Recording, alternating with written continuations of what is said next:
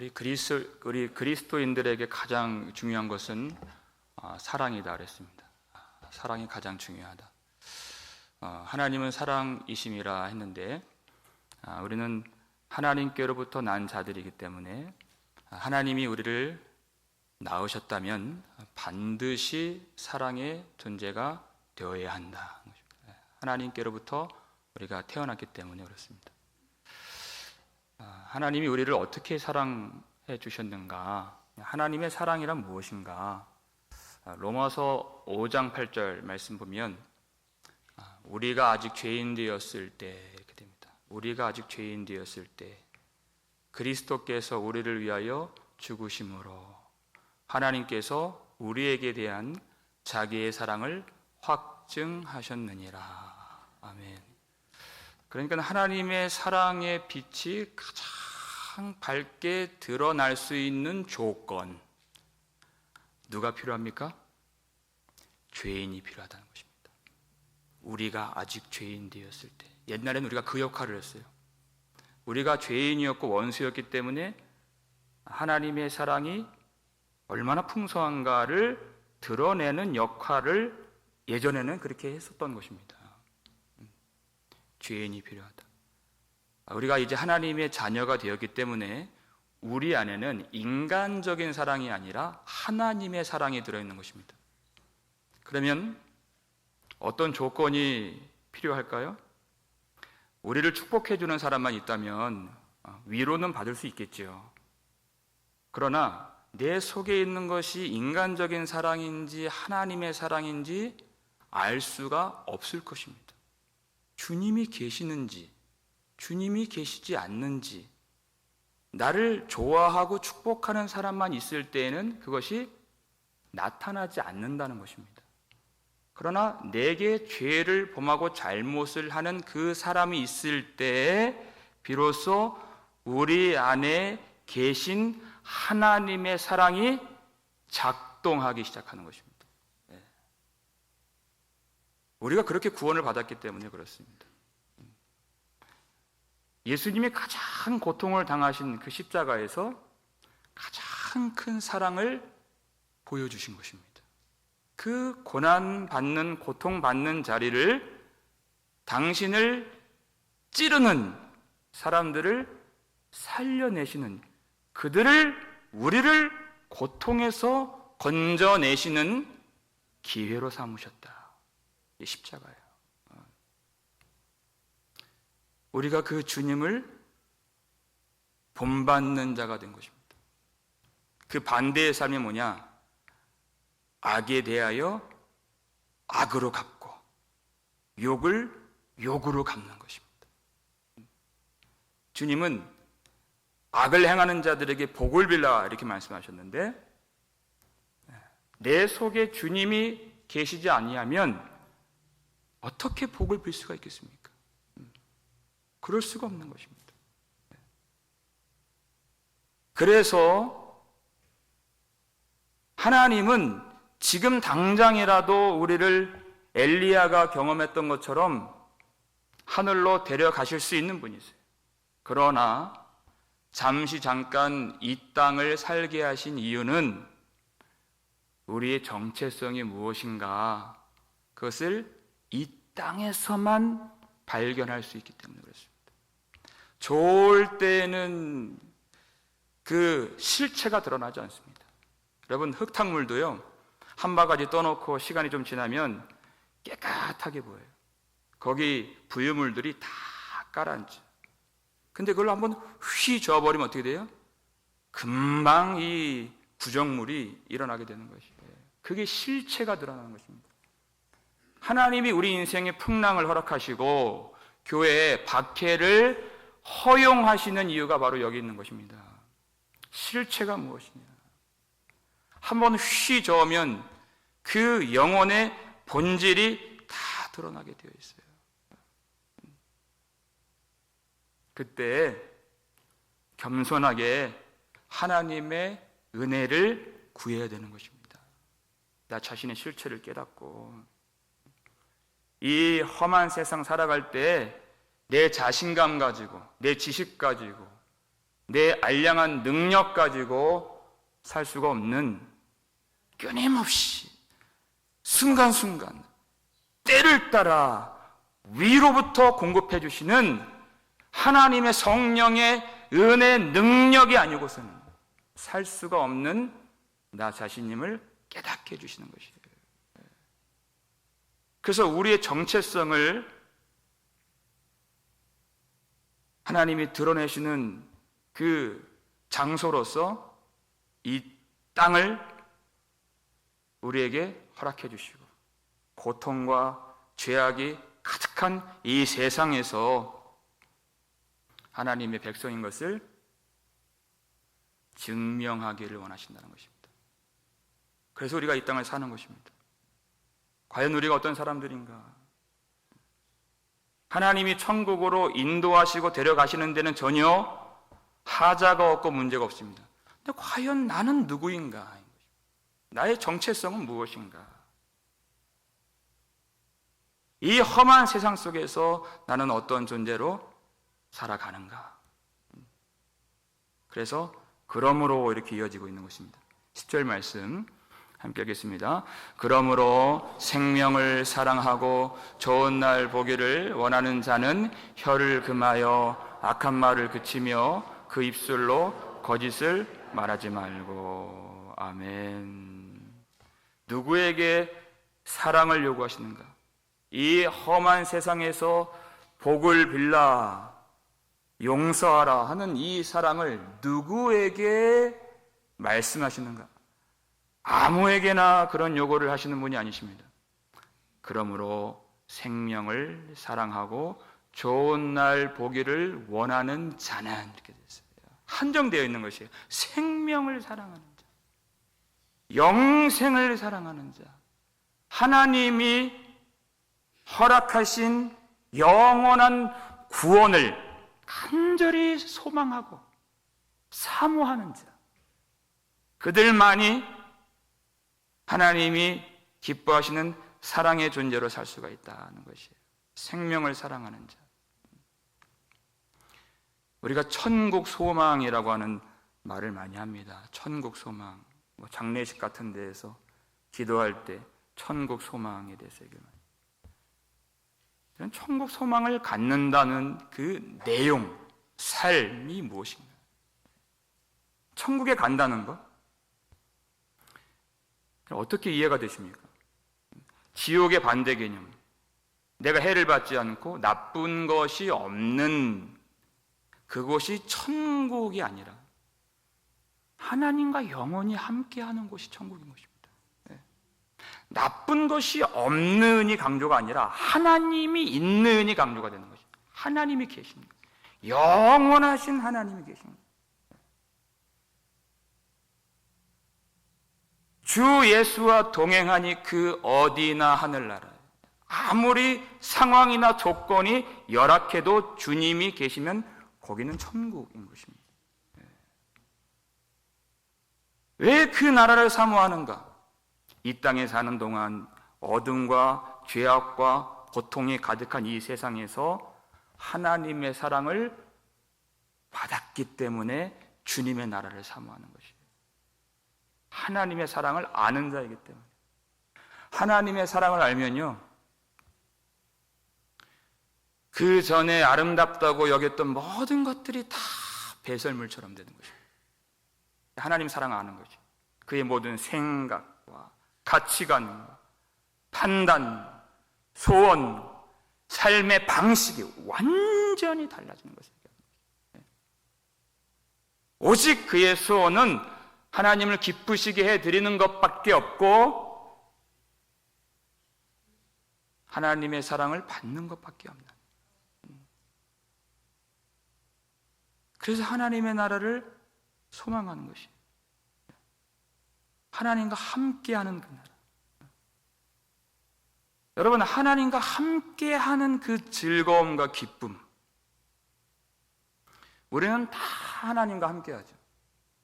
근데 하나님과 함께하는 그 기쁨의 정도는 다 다릅니다. 다 달라요.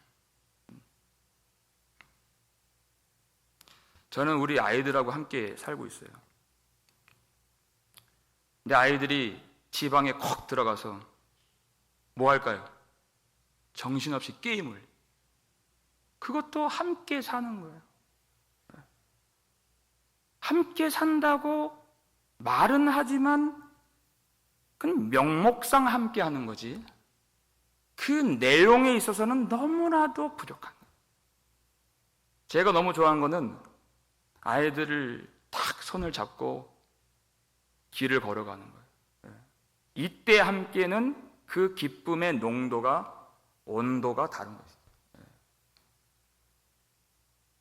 제가 어렸을 때, 우리 애들 어렸을 때 뭘 그렇게 좋아했느냐면, 애들이 얼마나 이쁜지 제가 아이들을 이렇게 번쩍 들어줘요. 번쩍 들고 이렇게 쭉 던져요. 그러면 탁 받아주고. 지금은 그렇게 못합니다. 우리 주원일 보세요. 지금은 상상도 못하는데 탁 던졌다가 탁 받고. 이거를 뭐 몇십 번을 하는 거예요. 이때 함께하는 기쁨, 이 함께 손을 잡고 걷는 것도 기쁘지만, 여러분, 그때 그 아이의 행복한 표정, 그리고 그 아빠의 기쁨은 잊을 수가 없는 거예요. 잊을 수가 없어요. 그 함께의 이 기쁨이 이렇게 다 다른 거예요. 이렇게. 그러면 우리는 언제 그렇게 하나님과 함께하는 그 기쁨을 아주 농도가 짙게, 온전하게, 명목상에 교회만 왔다 갔다 해서 함께 한다고 하는 실체도 없고 능력도 없고 그 맛도 없는 그런 함께가 아니라, 진짜 깊은 기쁨 속에 들어가는 그 함께함은 무엇인가? 어떻게 경험하는가 하는 거예요. 어떻게 경험하는가? 여기 나와 있습니다. 요한일서 4장 12절 말씀 읽겠습니다. 어느 때나 하나님을 본 사람이 없으되 만일 우리가 서로 사랑하면 하나님이 우리 안에 거하시고 그의 사랑이 우리 안에 온전히 이루어지느니라. 아멘. 만일 우리가 서로 사랑하면 하나님이 우리 안에 거하시고, 이렇게 됐어요. 성령님은 항상 우리 안에 계십니다. 그러나 하나님의 거하심이 아주 현격하게 경험되는 거예요. 언제? 우리가 서로 사랑할 때 이렇게 된다. 사랑할 때.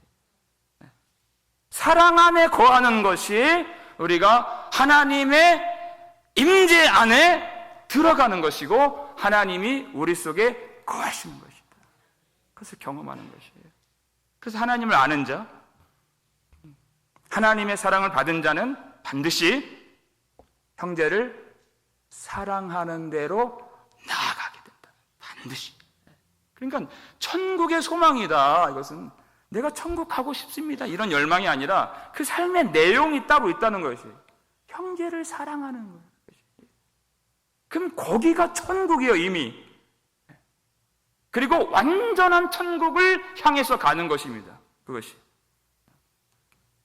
왜 사랑할 수 없는 자를 하나님은 사랑하라고 말씀하시는가?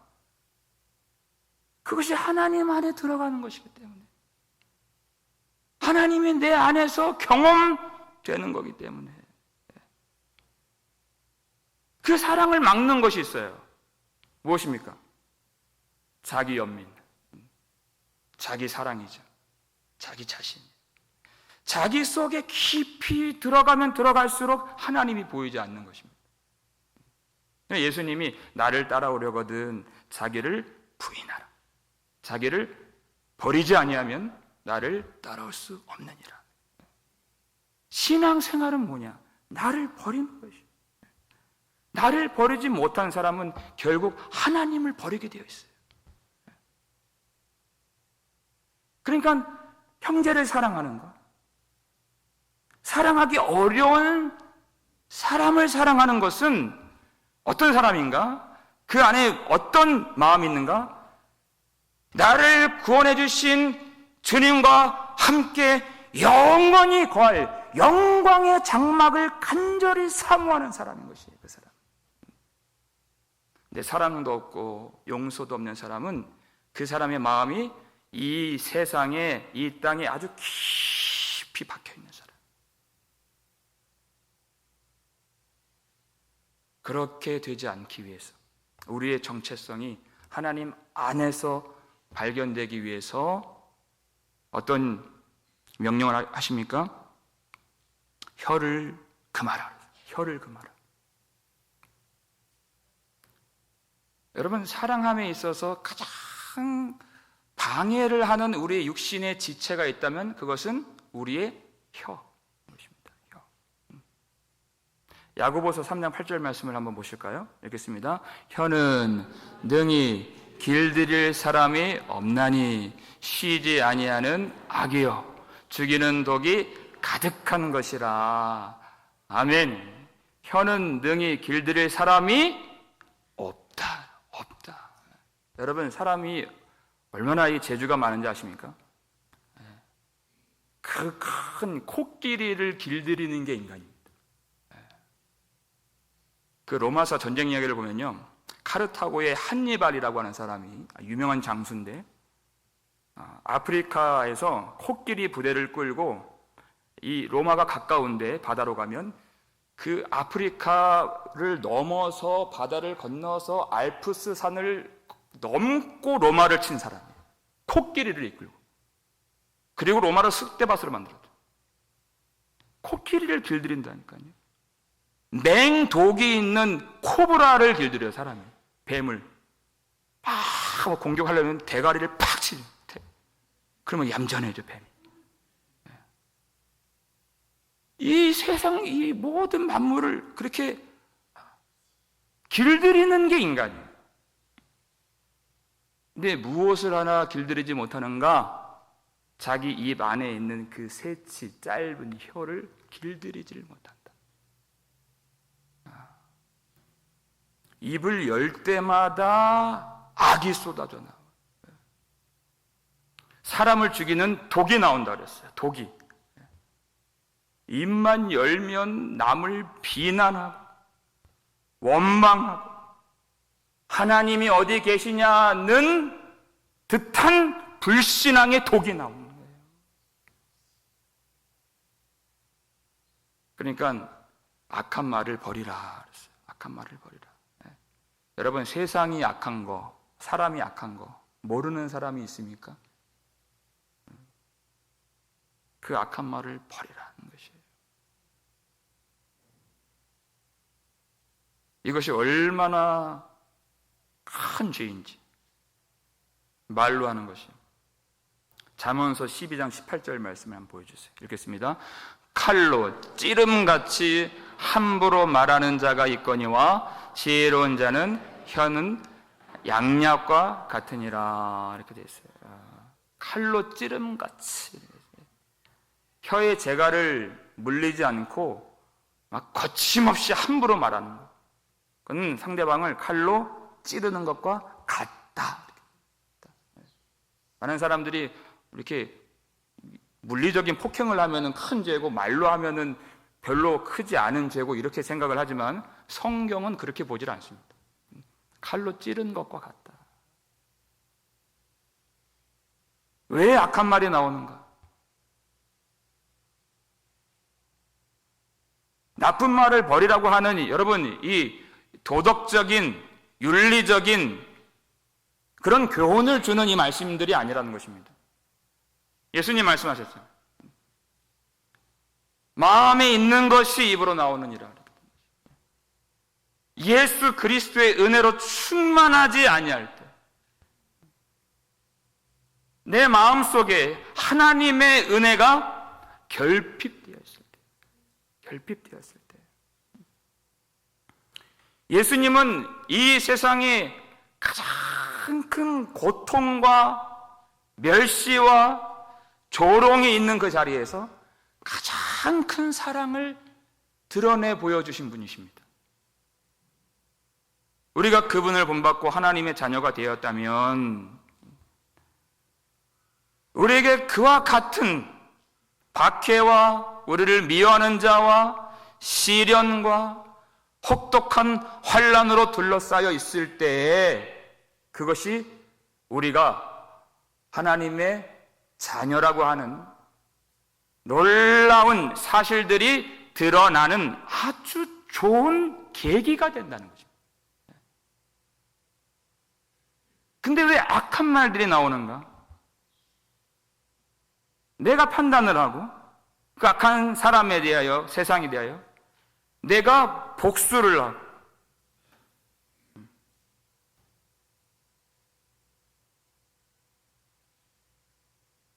그것은 우리가 할 일이 아니라는 것입니다. 내가 할 수 있는 것은 오직 하나님의 백성의 존재로 사는 것이에요.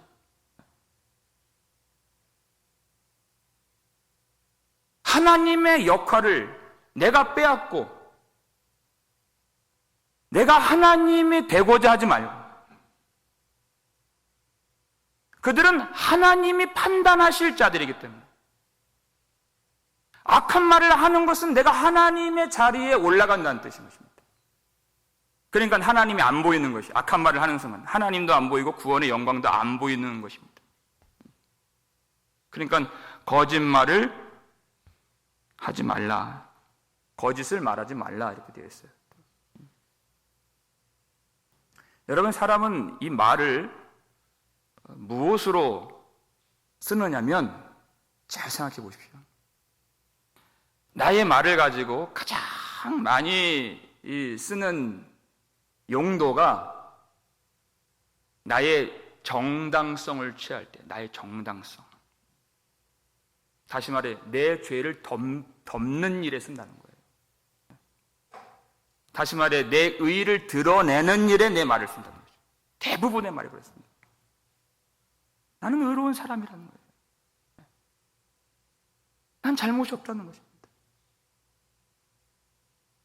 대부분의 말이에요. 우리가 성령으로 인해서 내 영혼이 정직해진다면 할 수가 없는 말이네, 그런 말들이에요. 사실상. 왜 남을 판단하고 비난하는가? 왜 남을 깎아내려요? 나를 높이기 위함인 것이에요. 내 의를 드러내기 위함인 것이에요. 심지어는 예수님 십자가에서 고난당하실 때 양 옆에 있는 두 강도가, 이 두 강도가 예수님을 욕을 했다는 것입니다. 이 두 강도가. 그러면 자기의 의의를 그렇게 드러내려고 했다는 뜻이에요, 그것이. 그 흉악한 강도들도. 그때 주님이 어떻게 하셨습니까? 악을 악으로 갚지 아니하시고 욕을 욕으로 갚지 아니하시고 주님은 사랑의 존재로 십자가에 달리신 것입니다. 그랬더니 그 중에 하나가 먼저 자기 말을 버리죠. 욕을 버려요. 둘 다 같이 욕을 했다가 욕을 버리고 욕을 버리는 순간 자기 죄를 깨닫게 되는 것이에요. 이게 정직함이죠. 그리고 예수님의 의로우심을 고백하게 되는 것이에요. 그때 구원의 문이 그에게 열리게 되었죠. 이게 거짓말을 버리라는 것입니다. 하나님의 성령께서 우리를 만져주시고 우리를 주장해 주신다면 우리는 죄를 자복하지 않을 수가 없는 것입니다. 우리의 혀, 우리의 입술 하나님 왜 주셨는가? 성령으로 충만해진다면 죄를 자복하는 일과 그 모든 죄를 용서해 주신 하나님을 찬양하는 일, 이 두 가지 외에는 할 것이 없는 우리의 입술이요 우리의 혀라는 것입니다. 이것이 정직한 영이 새롭게 된 하나님의 백성의 모습인 것이에요. 그러니까 성도는 하나님의 백성으로 존재하라는 것입니다. 이 땅에서. 우리는 우리의 역할을 해야 된다는 뜻이에요. 이게 11절 말씀이죠. 읽겠습니다. 악에서 떠나 선을 행하고 화평을 구하며 그것을 따르라. 아멘. 이것이 예수님께서 십자가에서 보여주신 바로 그 일인 것입니다.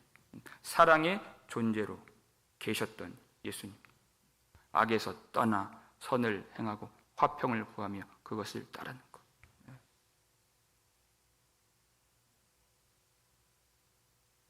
온 세상이 어두워지는 이 세상에 있는 모든 어둠의 권세가 집중된 자리, 거기가 바로 골고다 언덕 위 십자가 자리였습니다. 누가복음 22장 53절 말씀 보니까 예수님이 십자가 이제 지시기 바로 직전에 하신 말씀이에요. 이제는 너희의 때요 어둠의 권세니라. 이렇게 됐어요. 어둠의 권세가 이제 다 모여서 절정을 이루는 바로 그 시간.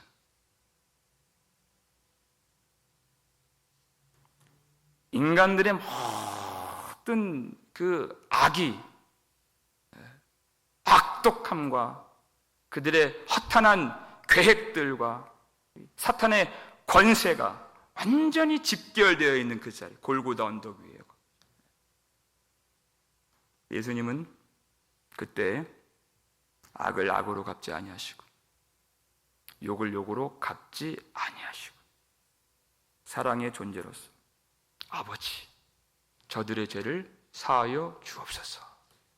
아버지.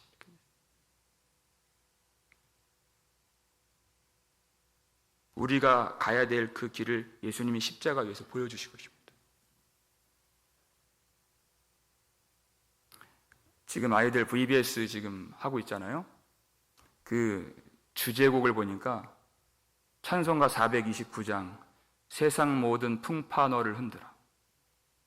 세상 모든 풍파 너를 흔들어 약한 마음 낙심하게 될 때에 그 다음에 내려주신 주의 복을 세어라 주의 크신 복을 내가 알리라. Count your blessings. 받은 복을 세어보아라.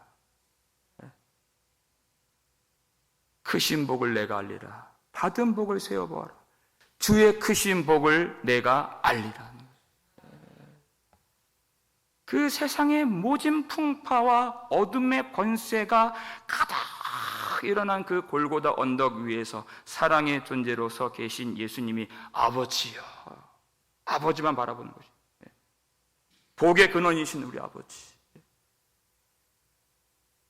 그러니까 이 골고다 언덕이 그 어둠의 권세가 가득했던 그것이 어떻게 됐습니까? 하나님의 사랑과 은혜가 강물처럼 솟아나는 생명의 원천이 된 것입니다. 예수님 십자가를 통해서 우리가 그 주님을, 하나님을 바라보는 것이에요. 세상 모든 풍파 너를 흔들 때 하나님을 바라보는 성도의 존재로 살아가는 것이에요. 형들에게 버림을 받은 요셉, 그를 압도하고 있던 것. 그 형들이 죽이려고 하고 자기는 구덩이에 빠져서 이렇게 죽음의 위험 가운데 있는데 그 구덩이 밖에서 밥을 먹고 얘를 어떻게 할까, 죽일까, 팔아버릴까 얘기했던 형제들. 그 상처와 그 트라우마가 그를 압도하는 것이 아니라 이제까지 나와 함께 하신 하나님의 은혜가 요셉을 완전히 장악하고 있었다는 것이에요. 그러니까 총리가 되었어요. 복수할 수 있잖아요. 힘이 있잖아요. 근데 하나님의 구원의 뜻을 밝혀주는 것입니다. 선지자와 같이. 당신들이 나를 팔았다고 해서 근심하지 마소서, 한탄하지 마소서. 하나님이 생명을 구원하시려고 나를 당신들보다 먼저 보내셨나이다. 하나님의 뜻. 그리고 형제들과 끌어안고 눈물을 흘리고 그들을 영접해주고 화평을 구하는, 복수를 구했다면 하나님의 구원의 뜻이 이루어지지 않았을 것이고 요셉도 그저 애굽의 통치자 중 하나로만 기억이 되었을 것이, 아무것도 아닌 것이죠. 그러나 그 속에 예수 그리스도의 영광이 들어있는 아름다운 하나님의 백성으로 드러나게 된 것입니다. 화평을 구했을 때. 우리가 성도의 길을 가고 성도의 역할을 하고 사랑의 존재로 살아갈 때, 세상 모든 풍파가 우리를 뒤흔들려고 할 때에도 하나님의 나라를 소망하고 성령을 구하고 사랑의 존재로 살아갈 때 하나님은 그 속에서 구원의 일을 이루신다는 것입니다. 하나님이 역사하신다. 하나님이 그 속에서 하나님의 뜻을 성취하신다. 마지막 12절 말씀이죠. 12절 읽겠습니다. 주의 눈은 의인을 향하시고 그의 귀는 의인의 간구에 기울이시되 주의 얼굴은 악행하는 자들을 대하시느니라 하였느니라. 아멘. 이렇게 되었어요. 주의 눈은 의인을 향하신다. 하나님은 성도를 바라보신다는 것입니다. 믿음으로 사는, 사랑의 존재로 사는 하나님의 백성들을 하나님이 주목하신다. 하나님이 주목하시는 삶이 바로 여기 있다는 것입니다. 여러분, 의인이라고 하는 것은 죄가 없는 완벽한 사람을 말하는 것이 아닙니다. 믿음으로 사는, 믿음으로 사는, 오직 하나님만을 갈망하면서 믿음으로 사는 하나님의 백성들을 하나님이 주목하신다. 하나님의 눈은 항상 그들을 향하신다는 것입니다.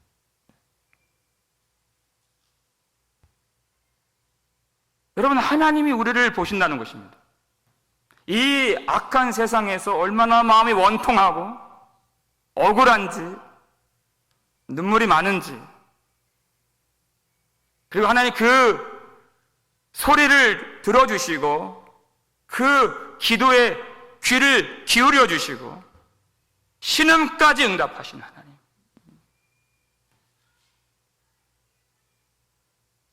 믿음으로 살기 위해서 얼마나 몸부림을 치며 하나님을 바라보며 자신이 연약한 것을 알고 가슴을 치면서 하나님의 은혜를 구하는지 하나님이 그를 주목하신다. 지금이야 너무 어려운, 소망이 보이지 않고 길이 막혀있는 듯한 그런 인생이지만 하나님은 그들을 반드시 구원하신다. 이게 바로 최후 승리를 얻는다는 의미인 것입니다. 최후 승리를 얻는다.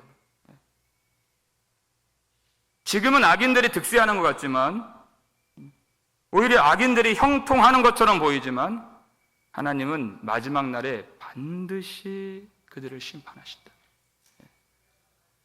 심판하신다.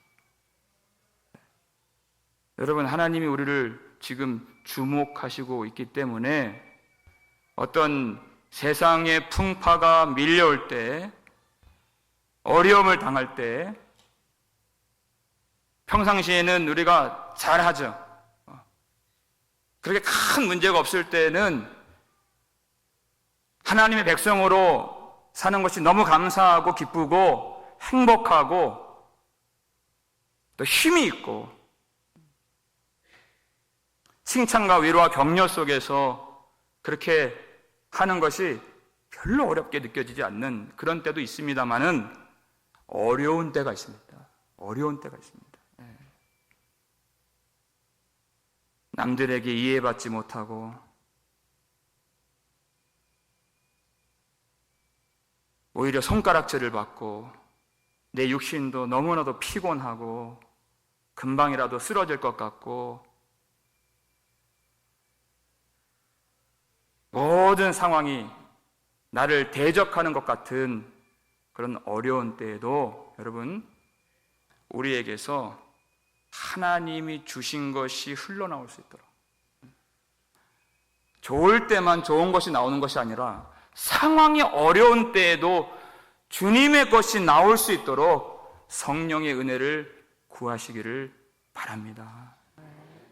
세상이 우리에게 가하는 것, 세상이 주는 것이 나오는 것이 아니라 하나님이 우리에게 주신 것, 그 사랑이 나오고 평강이 나오고 기쁨이 나오고 은혜가 흘러나와서 하나님께 영광을 돌릴 수 있도록 여러분 기도하는 주님의 백성들 되시기를 바랍니다.